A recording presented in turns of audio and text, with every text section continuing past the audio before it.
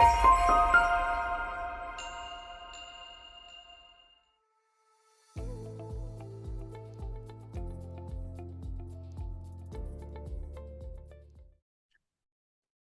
my name is Elaine Wirrell, and I am the Director of Epilepsy and Chair of Child Neurology at Mayo Clinic, and also a member of the Dravet Syndrome Foundation Advisory Board. And I'd like to talk briefly on maintenance treatments for Dravet syndrome. So when we look at Dravet syndrome, our goals really are to reduce the seizure number and seizure severity, to prevent status epilepticus, to maximize quality of life and development by avoiding excessive polypharmacy, and as well to address the important comorbidities. And those comorbidities will be addressed by other speakers. And we also want to manage triggers. We know that people with Dravet syndrome are often triggered, for example, high ambient temperatures, illnesses, particularly with fever, excitement. And so identifying what are those triggers and how we can manage those. And also importantly, avoiding the contraindicated medications. And those are for the most part, the sodium channel blockers. You can see those here in the red. So carbamazepine, oxcarbazepine, lamotrigine, and phenytoin should be avoided. Phenytoin occasionally can be used for the treatment of status, but should not be used on an ongoing basis. And as well, individuals with Dravet syndrome require an individualized seizure rescue plan for the more prolonged seizures or clusters of seizures that can break through. Recently, we reported the results of an international consensus for the treatment of Dravet syndrome, and the results of that consensus are shown in the diagram here.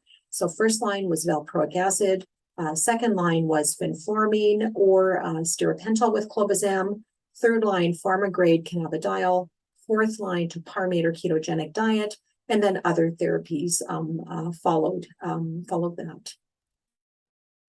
So when we look at the older drugs, these drugs have been used long-term and they really lack class 1 evidence. So we don't have any placebo-controlled trials of them. So valproic acid, there was a couple of some small observational studies that showed responder rates. Responder rates are patients who achieve at least a greater than 50% reduction in convulsive seizures. So responder rates between 22 and 48% there. For clobazam, there was just a small observational study that showed a responder rate of 28%. With topiramate, a number of small observational studies, responder rates between 35 and 78%, but most of them were less than 50%. And levetiracetam really had very minimal benefit, despite it being a commonly used anti-seizure medicine in the US. What I wanted to do now is really focus on some of those medications that we have done recent trials on, where we do have class 1 evidence for their efficacy. And the first one is cannabidiol. This is pharma-grade cannabidiol or Epidiolex. And here is the study design. So the patients all had a 4-week baseline observation period where they continued on their regular medications and seizures were counted. They were then randomized to either placebo versus 20 milligrams per kilogram per day of cannabidiol.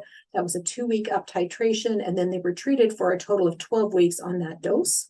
Then the responses to those on the active treatment versus placebo were looked at.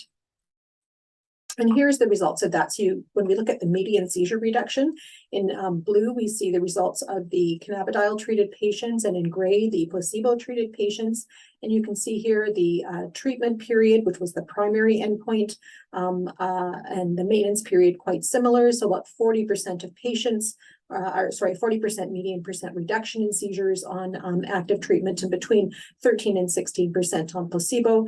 And that was statistically significant. So that really provided evidence that pharma-grade cannabidiol is efficacious for Dravet syndrome.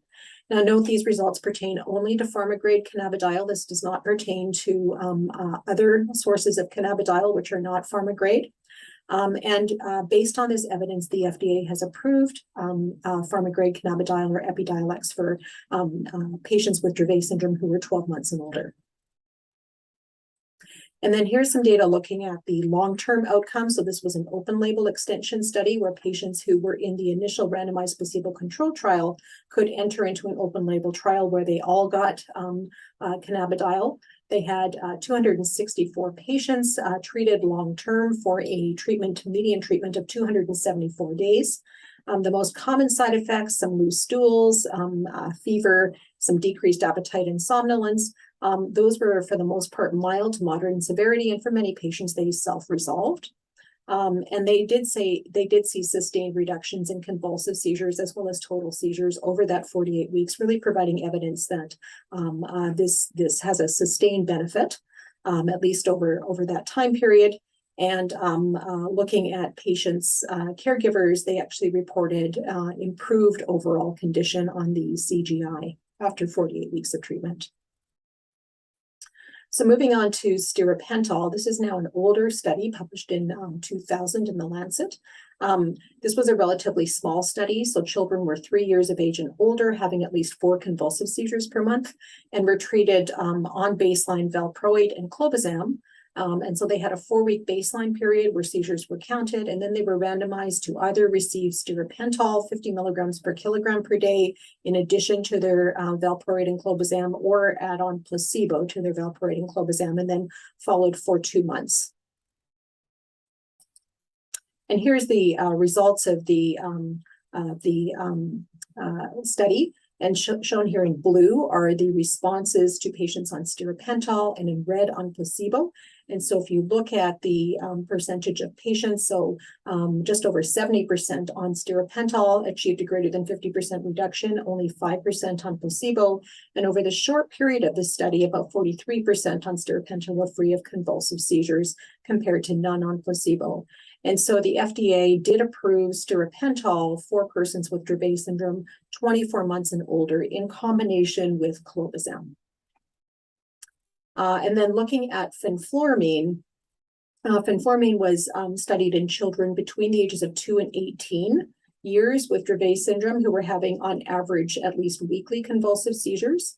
And patients were randomized to either fenfluramine or placebo. And so in this study, there was a 6-week baseline period. The patients were randomized to, if they were not on stiripentol, 2 possible doses of fenfluramine, the 0.2 or the 0.7 milligrams per kilogram per day. If they were on stiripentol, it was just 1 dose, which was the 0.4 milligrams per kilogram per day. And that pharmacokinetically is equal to the 0.7 just because of the drug-drug interaction between stiripentol and fenfluramine. Or in both studies, they could be randomized to placebo as well. So it was an add-on, either fenfluramine or add-on placebo. And here's the data for the group of children who were treated with fenfluramine without stiripentol. So shown in green is the highest dose fenfluramine group, in blue is the medium dose group, and in red is the placebo group. And you can see here looking at responders, so 50% reduction in convulsive seizure frequency that was seen in about 68% on the high dose, 38% on the low dose, and only 12% on placebo. So that was statistically significant.